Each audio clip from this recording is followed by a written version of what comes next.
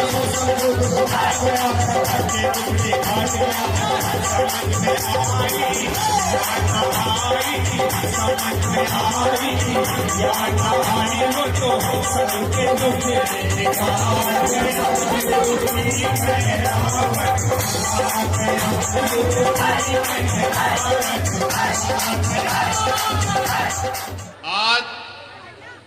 सर्वप्रथम इस महान सत्संग में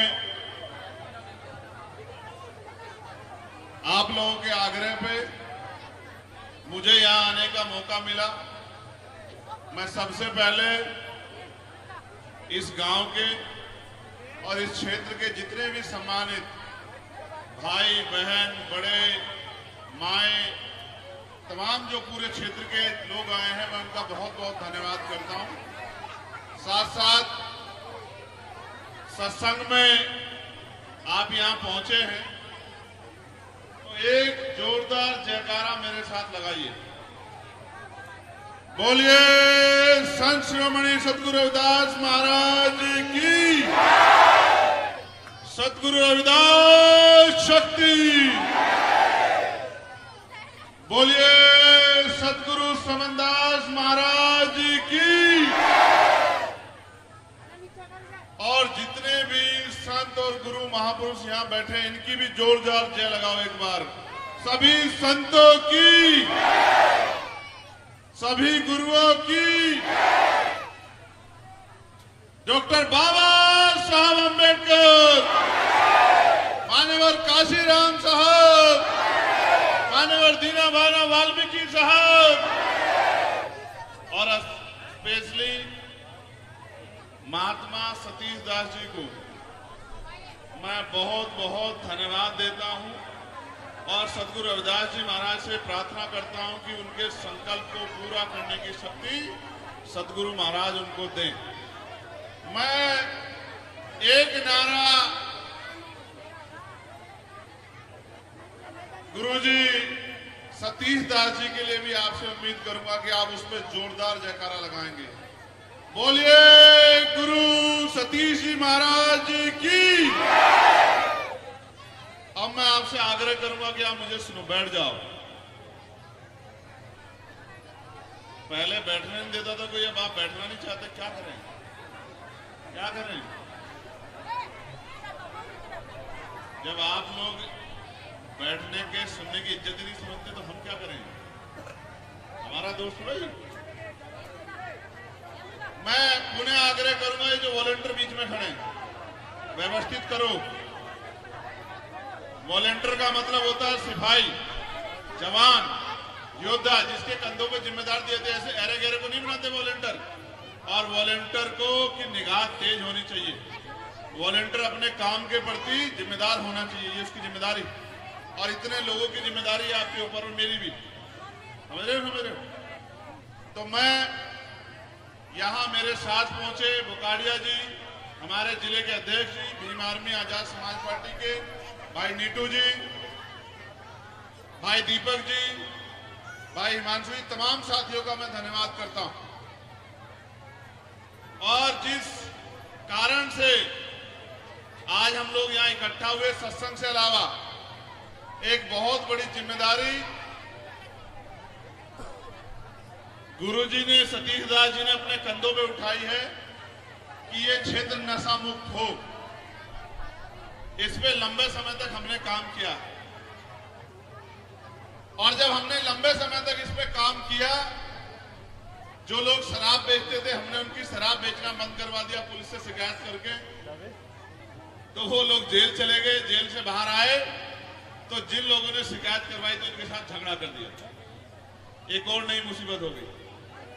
तो फिर हमने तय किया कि इसको हम लोग नहीं छुड़वा सकते। ये जो चीज है ये जबरदस्ती से नहीं छूटेगी, ये छूटेगी मन से। और मन से सब छूटेगी जब कोई ज्ञानी, जब कोई गुरु, जब कोई संत इनको सही रास्ता दिखाए।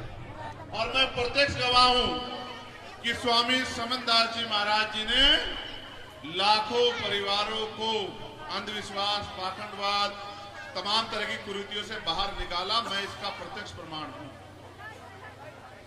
आज वो हमारे बीच में नहीं है, लेकिन उनके विचार, उनका आशीर्वाद मेरे जैसों पे और मुझ जैसे लाखों लोगों पे है।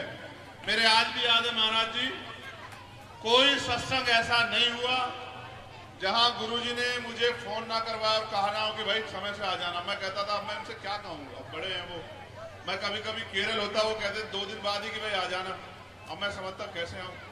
फिर मैं सोचता कि जब उन्होंने आदेश कर दिया तो रास्ते खुद ब खुद बन जाएंगे।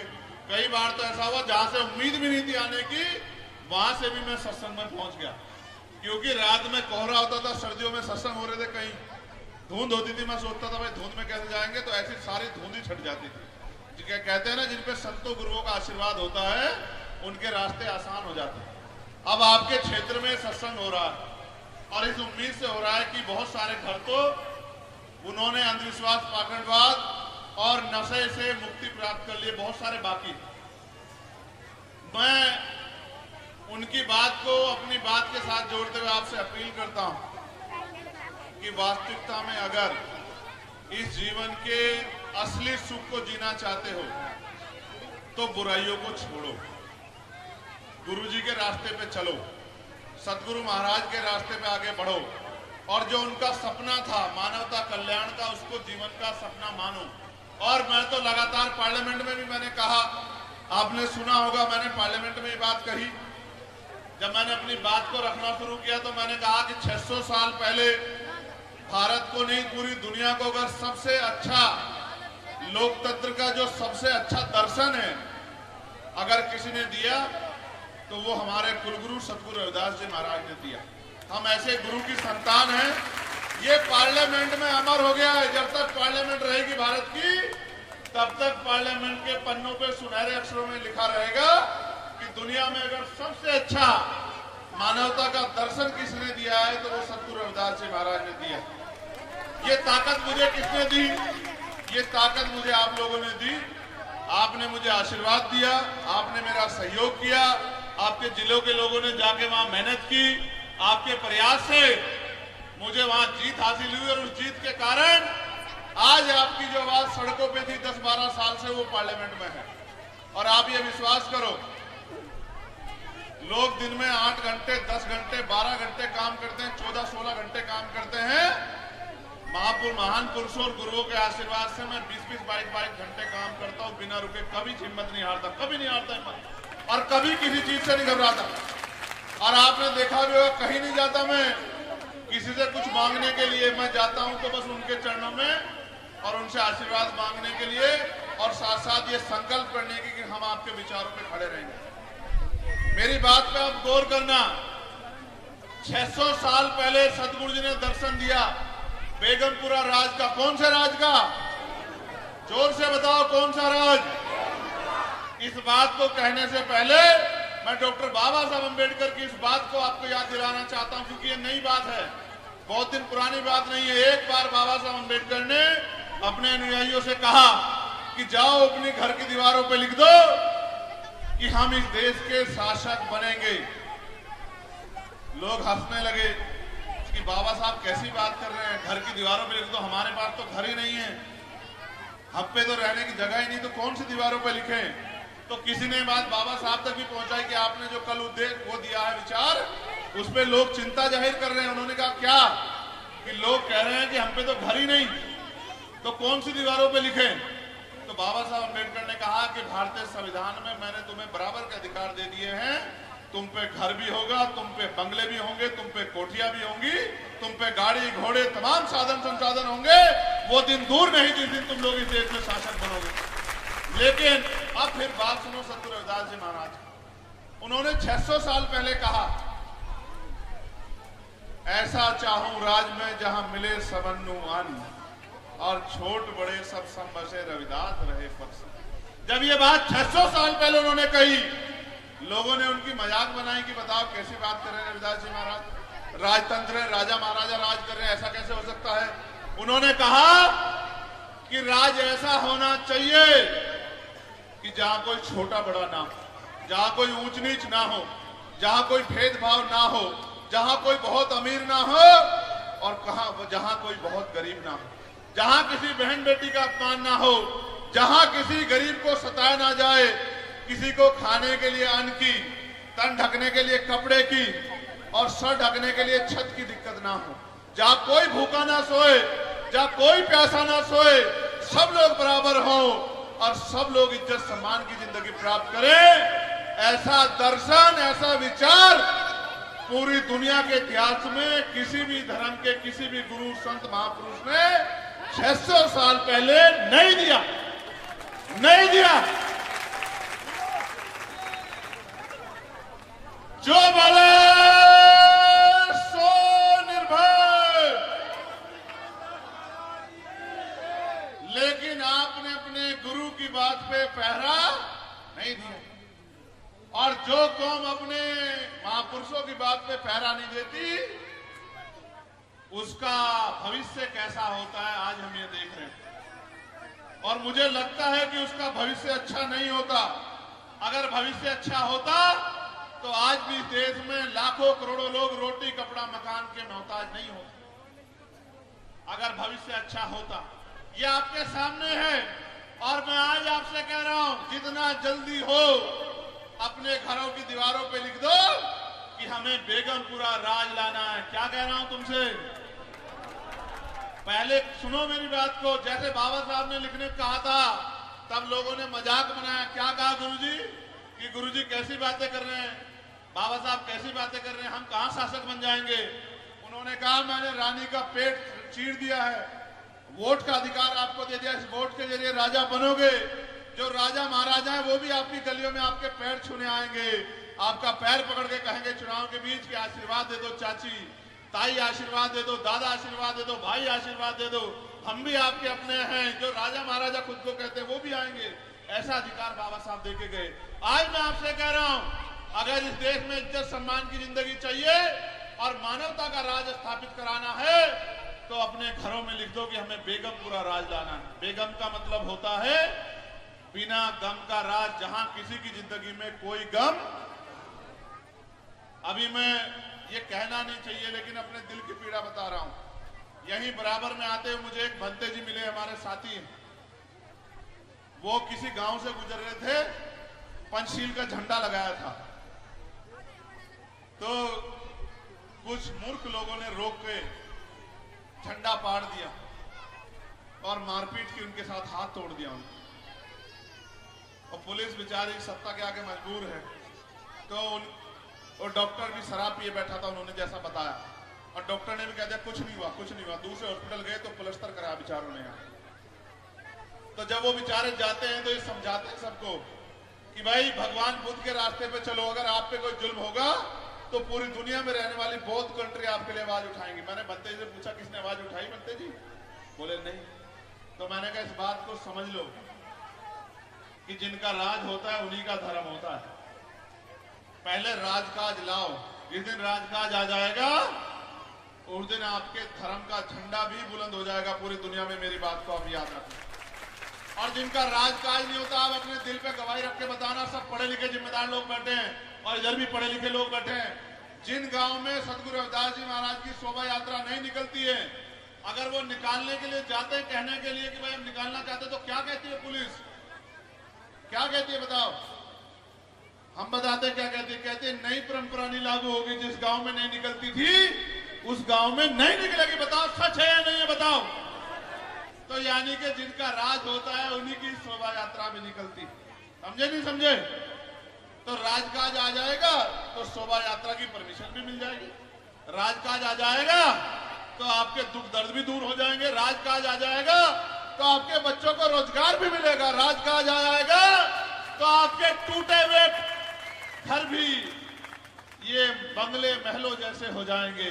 क्योंकि राजकाज जिन पे होता है उन्हीं के हाथ में चाबी होती है कि किसको क्या देना है और कहां क्या कराना है। राजकाज आएगा तो आपके यहाँ अच्छे स्कूल बनेंगे, अच्छे कॉलेज बनेंगे, अच्छी यूनिवर्सिटियां बनेंगी।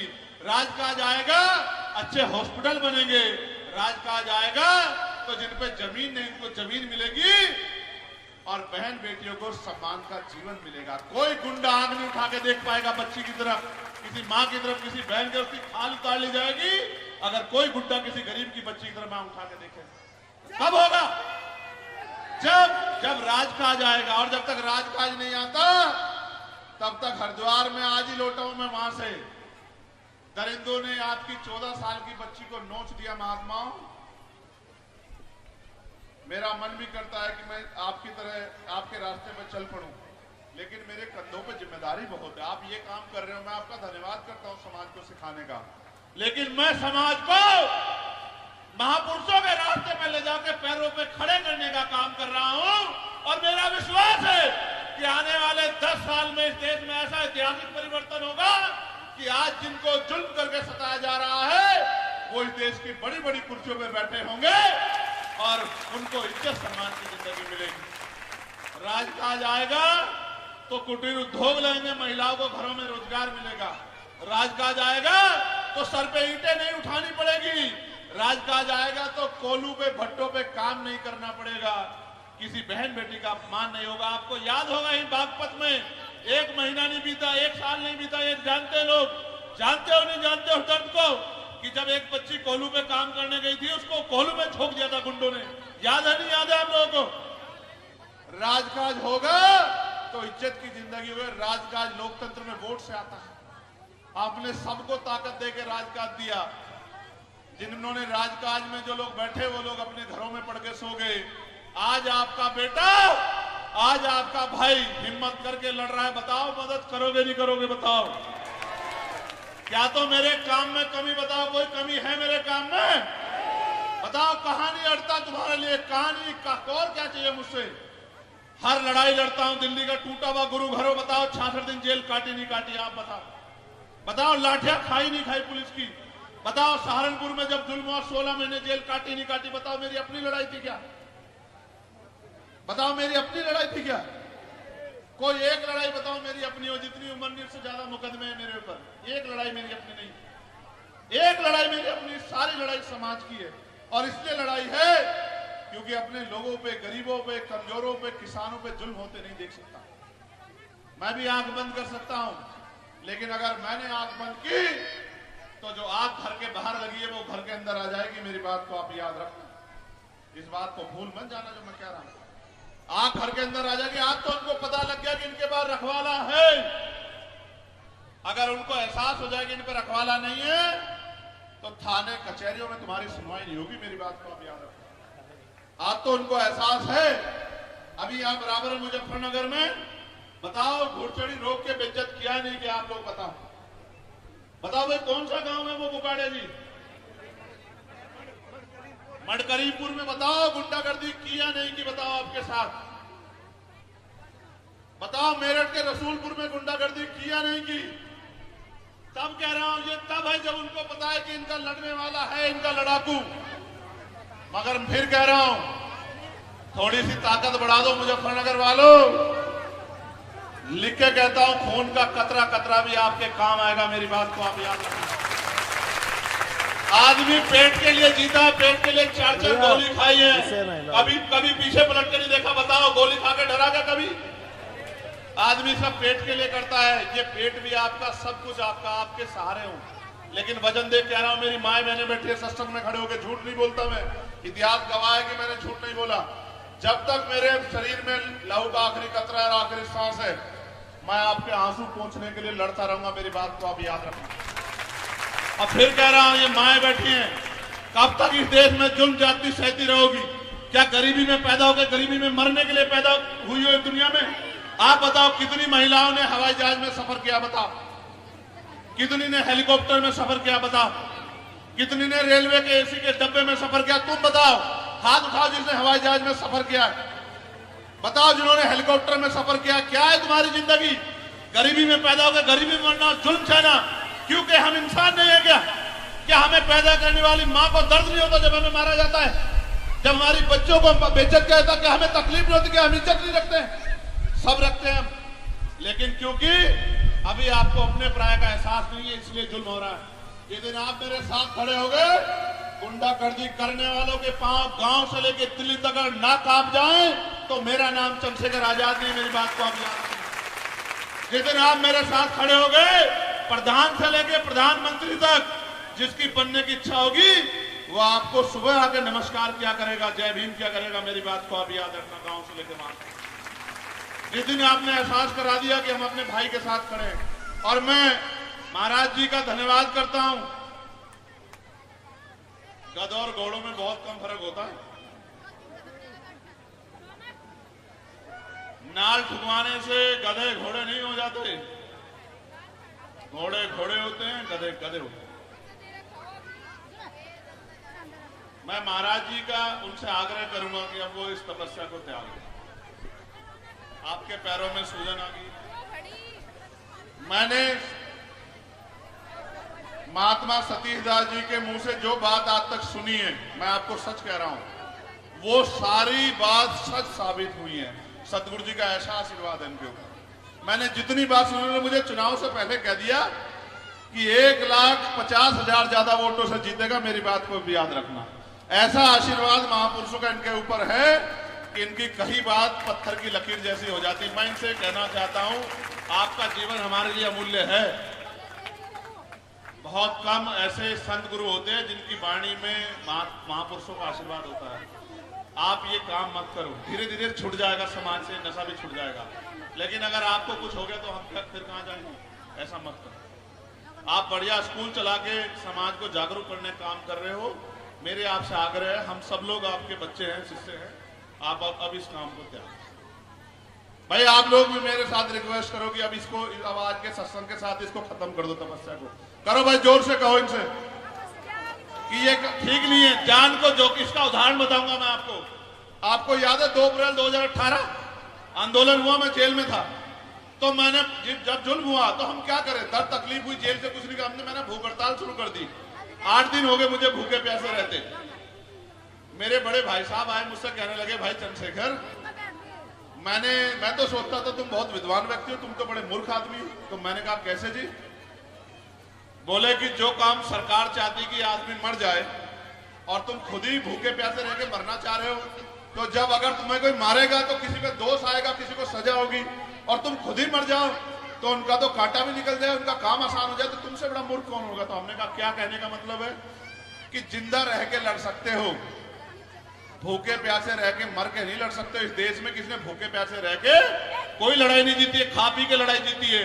तो हमने कहा फिर कहे तोरी लाए घर से, रोटी खाओ बढ़िया, और जल्दी जेल से बाहर आ जाओ, फिर आके समाज की लड़ाई लड़ो। इसलिए महाराज जी कह रहा हूं, आप स्वस्थ रहोगे तो हम सबके काम आ जाओगे। मैं इसलिए आपसे आग्रह कर रहा हूं, और मैं अपनी माँ बहनों से भी अपील करता हूं। मुझे काम है, मेरी मजबूरियां हैं कुछ, मैं अकेला आदमी हूं जिसकी सब सुनते हैं और किसी की सुनते ही नहीं है। देखो मैं ही डांटता हूं ना, सुनते हैं, ये मोनिस भी मेरी सुनता है, ये बबलू भाई भी मेरी सुनते हैं, ये बागेश भी मेरी सुनता है, और टीकम भी, और ये सब हमारे लोग हमारे ही सुनते हैं, किसी और, ये मनीष भी, कोई किसी की नहीं सुनता, सिर्फ मेरी सुनते हैं। और ये अंकित भी हमारी सुनता है। तो इनको आदत होगी अनुराग को मेरे सुनने की, डांट भी मुझसे खाते हैं, तो इसलिए और किसी की सुनते नहीं। मगर मैं इनसे आग्रह कर रहा हूं कि अपने गुरुओं की सुना करो, उनके पास जाके बैठा करो, उनपे बहुत अनुभव है, उनके पास ज्ञान है, उन्होंने अपना जीवन समाज के नाम समर्पित करते आया है ना, उनको कोई सुख सुविधा कुछ नहीं है, वो हमारे लिए जी रहे हैं। हमें उनके पास जाना चाहिए, उनसे अच्छी बातें सीखनी चाहिए, उनसे कोई विषय है उन पर चर्चा करनी चाहिए। और मैं आपसे भी कह रहा हूं हाथ जोड़ के, भाई रास्ता देना। मैं वॉलंटियर साथियों का बहुत बहुत धन्यवाद करूंगा, सभी का इसलिए धन्यवाद करूंगा क्योंकि उनकी वजह से ये आयोजन झुकेंगे ही। बागपत के लोग पूंछ पकड़ के खड़े रहो, किसी की तो झुकोगे, और क्या होगा? बागपत तो ऐतिहासिक सरजमी है, बागपत के लोग तो मजबूत लोग हैं, फिर क्यों झुक रहे हो बच्चों में? क्रांति पैदा करो, और नहीं कर सकते तो हमें कहो, देखो हम करके दिखाएंगे। क्यों चिंता कर रहे हो? बागपत हमसे दूर थोड़ा ही है। नहीं होगा न्याय तो बताना, नहीं होगी रिपोर्ट और नहीं होगी कार्रवाई तो हमें बताना, वहीं डेरा डाल देंगे बागपत में आके। हमसे दिल्ली दूर थोड़ा ही है, क्यों घबरा रहे हो? मैं धन्यवाद करूंगा हमारी वॉलंटियर बहनें जो हैं, बहन निशा, बहन कोमल, बहन कशिश, बहन छोटी, बहन अमृता, बहन सोनम, मनीषा, रोहिणी, रितु, शिवानी, चंदा, टीना, दिव्या, निशा, राधिका, रौनक, परमीला, कविता, और निशा 2 हैं, इसलिए निशा के आगे इन्होंने 2-3 लिखा हुआ। 3 है, 3 होगी। अच्छा, शुरू में भी निशा ही, तो निशा 1 2 3, ठीक है। तीनों बहनों को धन्यवाद। ये जो हमारे युवा हैं वॉलंटियर फोर्स में, धर्मेंद्र जी, सचिन भाई, सूरज भाई, बादल भाई, सतनाम जी, सोनू भाई, रोहन, धोनी, अंकुर, सचिन मौर्य, मोनू, विशाल, रवि, भारत प्रताप, आकाश जी, रितिन, विकास, शुभम, प्रदीप, कौशिक, शशि, प्रवीण, और जो इस गांव से बाहर के लोग व्यवस्था में लगे, नवीन, टीकमबोध, रवि प्रकाश, श्रवण जाटव, कमलकांत, सरपंच सम्राट, दीपक गौतम, पवन गौतम, विक्रांत कुमार, पुरु कुमार, सावन बोध, राजन, और हमारे भीम आर्मी के जिलाध्यक्ष और आजाद समाज पार्टी के हमारे जिलाध्यक्ष, इन सबका इसलिए धन्यवाद। आपको याद होगा हाथरस में एक सत्संग में भगदड़ मची और बहुत लोगों की जान गई। अगर व्यवस्था नहीं होगी तो कोई भी घटना घट सकती है, इसलिए वॉलंटियरों की जिम्मेदारी बहुत इंपॉर्टेंट है। और वॉलंटियरों की जिम्मेदारी अगर वॉलंटियर नहीं समझेगा तो कोई भी घटना हो सकती है, इसका भी ध्यान हमें रखना है। लेकिन मैं आपसे हाथ जोड़ के ये भी कहूंगा कि अपने महान पुरुषों के सत्संग में जाया करो, इधर उधर मत जाया करो, फिर ये मौत भी आ जाती है। समझ रहे हो? ये आ जाती है बिना बुलाए, ठीक है। गुरुओं के विचारों में सब कुछ है। शरीर तो एक ना एक दिन त्याग करके पूरा होना है। विचारों में महापुरुषों के विचारों पे चलो, ठीक है। और जो बहनें पढ़ रही है पढ़ाई करो। हम मेहनत कर रहे हैं, सदगुरु जी के आशीर्वाद से आगे बढ़ेंगे, फिर नौकरी देंगे आप लोगों को। चिंता मत करो, अच्छे से पढ़ाई करो, चिंता मत करो, घबराओ मत। और जो नौजवान हमारे पढ़ाई कर रहे हैं उनसे भी कह रहा हूं, बहुत दूर नहीं है लखनऊ, 3 साल की बात है। आप याद रखना, 3 साल में हम भी एडी चोटी का जोड़ लगा देंगे, गली गली घूमेंगे। आप मन पक्का रखना, 3 साल बाद इतनी ताकत बनेगी कि रोजगार के लिए हाथ नहीं फैलाना पड़ेगा। मेरा वादा, इस बात को आप लिख लो। और ये जिंदाबाद के साथ साथ मेहनत भी करो। और मैं महात्मा जी से और सभी गुरुओं से ये अपील करूंगा कि अब मुझे जाने की इजाजत दे दो, मेरे पास बहुत सारे काम। और मैं सदगुरु महाराज से ये प्रार्थना करूंगा कि आपको सदगुरु जी दीर्घायु करें और आपका आशीर्वाद संभालने से मिलता है। वॉलंटियर अपनी अपनी जिम्मेदारी संभाल लें। भाई एक जानकारी मुझे आपको देनी, कुछ लोगों को गलतफहमी है, वो कहते हैं भाई आपने चमार रेजिमेंट की मांग क्यों कर दी, ऐसे तो जातियों की रेजिमेंट बन जाएगी, ये हो जाएगा। तो मैंने उनको सिर्फ मुझे बताना इस मंच के माध्यम से कि चमार रेजिमेंट, इतिहास पढ़ो भाई, इस देश में सबसे पुरानी रेजिमेंट में से एक रेजिमेंट है चमार रेजिमेंट। और ये 1942 में बनी है, 40 से 42 के बीच में, और 46 में उसको खत्म किया गया। वो बहुत बहादुर रेजिमेंट थी, उसका इतिहास पढ़ो। मैं तो सिर्फ उसको बहाल करने की मांग कर रहा हूं। मैं सिर्फ ये चाहता हूं कि उस रेजिमेंट को बहाल करके हमारे नौजवानों को देश की सेवा करने का मौका दिया जाए। हम बताएंगे कि हमसे ईमानदार देश के लिए हमसे बहादुर कोई नहीं। इसलिए मैंने मांग की है, हिस्ट्री पढ़ लो। मैं कोई हवाई मांग नहीं कर रहा हूं, मैं ऐतिहासिक मांग कर रहा हूं। सरकार कहती है कि हम अंग्रेजों की नीतियों के खिलाफ है। उन्होंने अभी आईपीसी, सीआरपीसी एविडेंस को बदल दिया। अंग्रेजों ने वो रेजिमेंट क्यों खत्म की थी, ये भी पढ़ लो। इसलिए खत्म की थी क्योंकि उन्होंने मना कर दिया था आजाद हिंद फौज के खिलाफ लड़ने से। इसलिए मैं आपसे आग्रह करूंगा, आप भी पढ़ा करो, कोई सवाल करे उसको जवाब दिया करो। अपना इतिहास पढ़ो, इतिहास पढ़ोगे सब समझ आ जाएगा। समझे? लूंजे लंगड़े लोग नहीं है हम लोग। हमारा इतिहास है, हम अपने पैरों पर खड़े बहुत लंबे समय से। वो अलग बात है कि हम पिट छिट के इतना परेशान होकर जुल्म सह के भी हमने हमेशा देश को प्रायोरिटी में रखा। मैं आपका धन्यवाद दूंगा सब लोगों का और महाराज जी का। और एक महाराज जी, मैं ये भी बता देना चाहता हूं, यहाँ की कमेटी ने वो उसको अपमान ना समझे। उन्होंने मुझे एक मुकुट दिया था। भाई मैं मुकुट पहन के क्या करूंगा, कोई मैं राजा महाराजा थोड़ा ही। मैं आपका सम्मान करता हूं, लेकिन वो मुकुट महापुरुषों के लिए और महापुरुषों की सेवा में होना चाहिए। मैं तो संघर्षशील आदमी हूं। मेरा काम मुकुट पहन के राजा बनना नहीं, मेरा काम तो आपकी सेवा करना है। मुझे मेरा काम करने दो। मुझे फोटो वोटो से फुर्सत दिया करो थोड़ी सी। अगर फोटो से फुर्सत दोगे तो मैं ज्यादा काम करके दिखाऊंगा। तुम मेरा बहुत सारा समय फोटो में ले जाते हो। यही समय है, ये काम करने तो देखो 10 साल कितने अच्छे हो जाएंगे। और देखो पुलिस के लिए भी हम सोच रहे हैं, इनकी 8 घंटे की ड्यूटी करा के रहेंगे। मेरी बात को याद रखना, हम ही कराएंगे और कोई नहीं करा सकता, और तो सबको काम लेना है। और आपकी वेतन विसंगतियां भी दूर करेंगे और बॉर्डर स्कीम भी आपकी खत्म करेंगे और सप्ताह में एक दिन छुट्टी भी हम ही आपको दिलाएंगे। मेरी बात को याद रखना, इस बात को आप लिख लेना। मैंने ये मामला पार्लियामेंट में उठाया, वो कह रहे स्टेट इशू है। मैंने कहा कोई बात नहीं, अगली बार और तैयारी करके उठाऊंगा कि स्टेट इशू पे कैसे बोलते ये भी कर दूंगा काम। लेकिन मैं आपको भी कह रहा हूं, जब कोई गरीब आपके दरवाजे आया करे, वो आपको भगवान मान के आता है, आप भी न्याय करने की कोशिश क्या करें। उसको एहसास होना चाहिए कि आप जिस उम्मीद लेके आपके पास आए, आप उस पर